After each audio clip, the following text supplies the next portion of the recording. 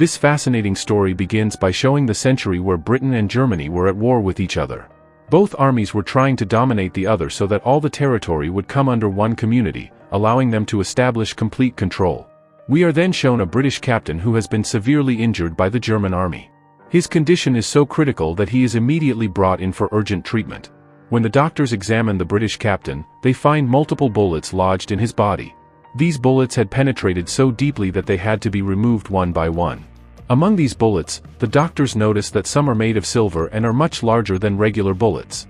They are puzzled as to why the Germans are using such unusual ammunition. All these details seem extremely strange and unexplainable. The British captain is so gravely wounded that he takes his final breaths and dies on the spot. This means the British soldiers couldn't save their captain, and their army appears slightly weaker in front of the German forces. Next, we see an old woman named Lisa arriving at the scene. But to understand more about her, we must go a bit into the past. Now we are shown a scene from a year earlier, when Lisa was a little girl. She had a brother named Edward, and they lived with their mother and a man named Martin, who acted as a father figure. Martin was the head of the entire region and belonged to a very wealthy family. However, Martin had one major flaw: he used to conquer various tribes, even if it meant killing their people. He forcibly united all the tribes under his rule to expand his empire further. Now, we are shown an unknown tribe that had already sensed that one day Martin's army would destroy their tribe too. So, a woman from that tribe asks her husband to forge a human jaw made of silver. This woman was skilled in black magic, and with the help of her husband, she was planning to do something that would protect everyone in her tribe. Using gold coins given by his wife, the husband melts them down completely and shapes them into a human jaw. The woman then took the silver jaw and began chanting over it. All of this was heading towards some kind of dark and dangerous black magic. Meanwhile, we see Martin sitting with a few of his companions, having a discussion. Outside, Sarah and Edward are watching closely, trying to figure out what's going on. Martin's companions were talking about that same mysterious tribe, saying that the people there would never surrender easily. They were deeply attached to their tribe and had no intention of leaving it. Hearing this, Martin became furious. He declared, "I'll go there myself and kill every last one of them." The next day, we learn that Martin, along with his entire group, had arrived at the tribe. Despite the threat, the tribe's people showed no fear. But Martin ordered his soldiers to burn the entire village down and kill anyone who stood in their way. In no time, fire spread across the land, and people began fleeing for their lives. The tribe had no real way to defend themselves. Amidst the chaos, we see the same woman who was using black magic. She was trying to escape, but Martin and his soldiers caught her red-handed. Martin saw the silver jaw in her possession.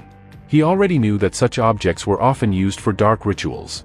Furious, he accused her of using black magic and declared that she must be punished. He ordered his soldiers to bury the woman alive along with the silver jaw. As for her partner, Martin commanded that he be given such a brutal punishment that it would be remembered forever. First, the soldiers captured the woman's husband. They began cutting his body part by part. After leaving him nearly dead, they tied him to a wooden stick, like a scarecrow used to scare off crows. The woman, still chanting black magic spells, was being buried alive. In her eyes, there was a disturbing sense of satisfaction. That night, Sarah is shown again. She hears strange voices coming from the area where the tribe once lived. She travels there and begins digging into the ground where the woman had been buried. The scarecrow-like effigy of the woman's husband was still standing nearby. Suddenly, Lisa hears strange noises, and when she looks up, she sees the husband's scarecrow turning around like a demon. It was a terrifying moment. Lisa abruptly opens her eyes. She had been having a frightening nightmare. Now, we are shown a police officer named John in the same village. He was investigating the tribe, trying to uncover the real truth. He was sitting with a colleague, gathering information from the villagers, determined to get to the bottom of the last known case related to the tribe. Then we see Edward, who, like his sister Sarah, also travels to that exact place, the one where the woman's body had been buried and her husband's mutilated body had been left hanging. Edward, for some reason, starts digging into the same ground like his sister Sarah. After a while, he suddenly uncovers that same silver jaw that had been buried along with the mysterious woman. Edward now begins to feel incredibly scared. And just as he turns around, the spirit of that woman is standing right behind him. Her ghost starts floating through the air, moving straight toward Edward to attack him. Edward is so terrified that he begins to scream loudly. Then we find out, Edward was actually outside his house, and he was experiencing all of this as a vision. His screams alert his mother and sister, who quickly come outside and take him back into the house. Everyone at home assumes Edward is just having terrifying visions, a nightmare.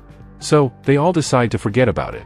The next day, Edward is playing with his sister and a few friends when one of his friends calls everyone over and leads them to the same large area where the woman's dead body had been buried. The strange boy then asks, "Have any of you seen weird visions that lead you here? Do you see the silver jaw in your dreams too?" All the kids present there, including Edward and Sarah, raise their hands. That's when we realize, it wasn't just Edward and Lisa. All the children had been having the same nightmare. Then, strangely, Edward's friend begins digging into the ground and pulls out the silver jaw. Without warning, he places it inside his own mouth. Suddenly, his body starts to change, and his behavior turns extremely aggressive. Edward's friend begins acting like a complete maniac, and in the next moment, he attacks Edward. Using that same silver jaw, he bites Edward on the neck. Edward screams so loudly that all the kids begin to run away in panic. Lisa, completely shocked and confused, doesn't know what to do to save her brother. She too runs toward home to get help. When Edward's family learns what happened, they rush to the scene and bring his injured body home. He has a deep, vicious bite mark on his neck. When the doctors begin treating Edward, they conclude that he's been bitten by some kind of dangerous animal, something with extremely sharp teeth. But the only person who knows the truth is Lisa. She's so terrified that she can't even tell her family what really happened. Then, Lisa once again imagines herself at that cursed location. This time, she's the one digging out the silver jaw. But suddenly, the scarecrow, the effigy, comes to life. It grabs Lisa and starts choking her, lifting her into the air. Lisa is so frightened she wakes up, another horrifying vision. Just then, she hears her brother Edward screaming. She runs to his room to check on him. When she pulls the blanket off Edward, she's utterly shocked. His entire body is covered in strange, squirming tentacles that seem to be burrowing into his flesh. Terrified, Lisa runs to her family and tells them Edward's life is in danger. By the time Martin and the rest of the family rush to Edward's room, he's already gone. Now, the big question was, where did Edward go? Everyone began searching around the nearby areas to find him. Martin was determined to save his son at any cost. But the shocking thing was, several days had passed, and there was still no trace of Edward. His entire family was in deep distress, worried not just about Edward, but also about what might happen to their daughter Lisa. By now, Officer John had also gotten wind of the situation. His partner pointed out something alarming: Edward's disappearance might be connected to that cursed tribe. John realized that his friend was referring to the same tribe that had been completely wiped out not long ago. Meanwhile, Lisa, along with one of her servants, traveled to a nearby church. Inside the church was none other than Edward's friend, the same boy who had once put the silver jaw in his mouth and attacked Edward. Lisa directly confronted him and demanded, "Where is my brother?" But Edward's friend claimed that he had no idea. He didn't even remember how he had worn the jaw or how he ended up attacking Edward. When he came to his senses, he was lying unconscious. Lisa then explained everything that had happened, how Edward had vanished after the attack. Hearing this, Edward's friend was overcome with guilt and frustration. He picked up a holy book, hoping to find answers or a solution. After reading it several times, he finally discovered a crucial truth. Centuries ago, figures were forged from silver coins, but, and here came the twist, the woman from the tribe had cursed the silver jaw. It had become a cursed object, and anyone near it would start to experience its terrifying effects. Realizing this, Edward's friend tore the page from the book and ran out, desperate to find Edward. Lisa tried to stop him, but he wouldn't listen. He ran into the forest, and there, he spotted Edward walking deeper into the woods. Rushing toward him, Edward's friend suddenly noticed a large creature emerging from the field and moving rapidly in his direction. Terrified, he realized that it was some kind of monstrous being. Before he could react, the creature attacked him in a single blow, wounding him badly. Terrified and bleeding, Edward's friend stumbled into a strange hidden spot deep in the forest. He still had that torn page from the book that described the curse. But now the creature had seen it all.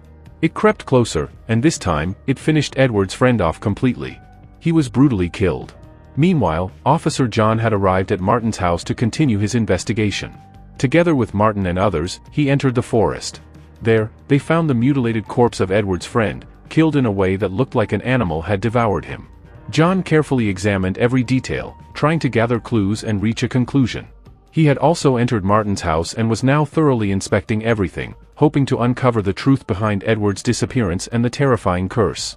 At the door, John found some bloodstains, which he collected for sampling. Later that night, while sleeping, John began experiencing the same visions the children had been seeing. In his dream, he found himself standing at the same burial site where the woman had been buried alive. John, too, began digging into the ground and eventually uncovered the silver jaw. But just then, his eyes fell on something behind him. His deceased wife and daughter were standing there. And terrifyingly, the creepy effigy that had been hanging earlier was now alive and slowly approaching his wife and daughter, grabbing them and pulling them away. John was horrified and screamed, waking up abruptly from the nightmare. Now determined to understand what was happening, John examined the blood samples under a microscope. But what he saw shocked him. They didn't resemble human blood at all.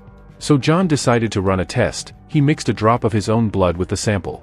Under the microscope, what he saw stunned him. The strange blood cells were consuming his own cells and turning them into themselves. There was no doubt in his mind now. This blood belonged to a deadly creature capable of infecting humans. Suddenly, John heard noises coming from near the door. When he went to check, he came face to face with the creature itself. John immediately grabbed his gun for protection and quickly alerted Martin and his companions, warning them, "I've seen a creature, extremely dangerous. It might be the one who took Edward." However, Martin still didn't take John seriously at that point. He thought John was just making up stories. But then, everything changed. The creature attacked some villagers, 2 men and a woman. It killed both men, and severely injured the woman. She somehow managed to escape and came back running to the village, warning everyone about the horrifying creature. Now Martin realized John might have been right all along. The injured woman was quickly sent for urgent treatment. When John, Martin, and others returned to the field where the attack had happened, they were shocked to discover that the 2 men's dead bodies had vanished. When they returned to question the injured woman, she was now missing as well, and they noticed bloody marks all around her window, indicating something had taken her. John reached a grim conclusion. Anyone bitten by this creature becomes infected, and slowly transforms into one of them. That's why they're vanishing mysteriously. We are then shown the same woman running wildly through the forest like a madwoman. Suddenly, tentacles begin emerging from her body, just like what had happened to Edward. Now completely out of control, she jumps into a lake, disappearing beneath the water. Due to these recent horrifying events, the entire village is now in grave danger. So Martin announced that he would send everyone into the church so they'd be safe. He began gathering people and sending them there one by one. Meanwhile, John told Edward's mother why he was looking for the tribal people. Some time ago, his wife and daughter had also been caught up in all this and were likely killed by that same creature. John was determined to find the tribal people, who may have some connection to it all. At that moment, Edward's father arrived and stopped John from saying anything further. Edward's mother was already terrified. John then went to the location where the creature had killed Edward's friend. He laid traps all around the area to catch it. After a while, John fell asleep there.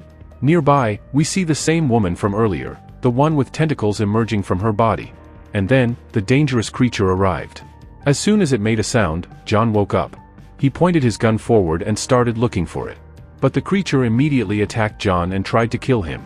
It was extremely aggressive and was doing everything it could to end John's life. John somehow managed to push it into one of the traps he had set.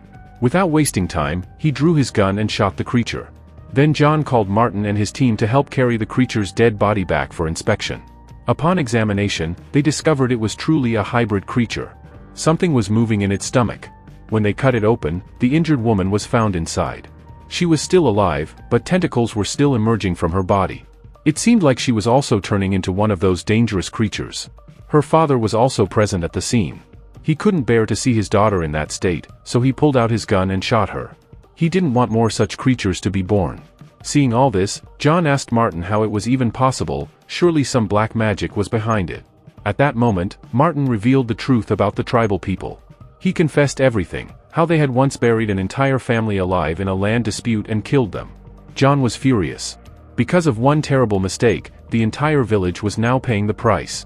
The woman who had been killed was a practitioner of black magic, and now her curse was affecting the whole village. That's why Edward was the first to die, and slowly everyone else was being wiped out.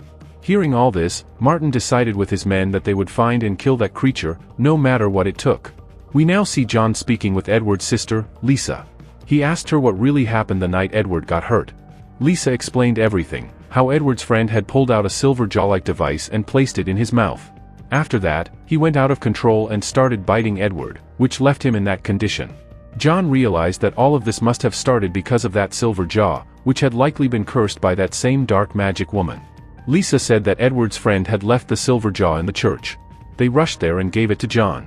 John inspected it carefully and got an idea. This silver jaw was the source of the curse, and it had first infected Edward, then spread to others. John completely melted the silver jaw and converted it into a bullet. According to his research, this silver bullet could be used to fight the creatures. He prepared all his weapons and went outside, laying traps again so the creature could be caught if it came near. Meanwhile, Martin's servant was shown hanging laundry when a creature suddenly attacked her. She was badly injured and could barely walk, but didn't tell anyone. She quietly went to her room and lay down. Later, when Martin came into the house and went to her room, he couldn't find her. He had no idea that she had already transformed into a dangerous creature. She suddenly attacked him. Martin tried his best to defend himself, but he was alone and couldn't do much. Hearing his screams, his wife and daughter panicked. Thankfully, John was nearby and rushed to help. But by the time John reached him, Martin was preparing to set himself on fire with a torch. When the creature attacked Martin, it had bitten him. Martin knew he would soon turn into a creature himself. So he burned himself alive to stop the transformation. Now that creature began roaming the house looking for its next prey. Martin's wife hid in a room with their daughter Lisa so the creature wouldn't find them. John quickly took them both to the church. He also started firing silver bullets at the creature from there. All the villagers were in the church. Some began claiming that John was also infected, as he had been attacked multiple times. John explained that he had silver bullets, which kept the creatures away, and that's how he had survived so far. His plan was to find and eliminate the creature completely once morning came. Until then, they had to wait. Meanwhile, Edward's mother was desperately praying to God, asking him to make everything right again and bring her son Edward back. Suddenly, they heard a strange noise coming from outside. Edward's mother went near the door, and that creature was standing there. But this time, a voice came from inside the creature. It was her son's voice. Overwhelmed with emotion, she opens the door. The creature doesn't waste a moment and leaps in, attacking Edward's mother and others. John immediately draws his gun loaded with silver bullets and aims at the creature, but Edward's mother blocks his line of fire, pleading with him not to harm her son. The harsh truth, however, was that this wasn't her son anymore, it was a cursed creature. The creature then attacks Edward's mother. John has no choice but to fire. The bullet passes through Edward's mother and hits the creature. Edward's mother dies, but from the creature's belly, Edward comes out alive and unharmed. She dies with a smile, knowing her son is safe. In the final twist, we learn the soldier shown at the beginning of the story was actually Edward. He later joined the army and sacrificed his life for the country. And that's how our story comes to an end.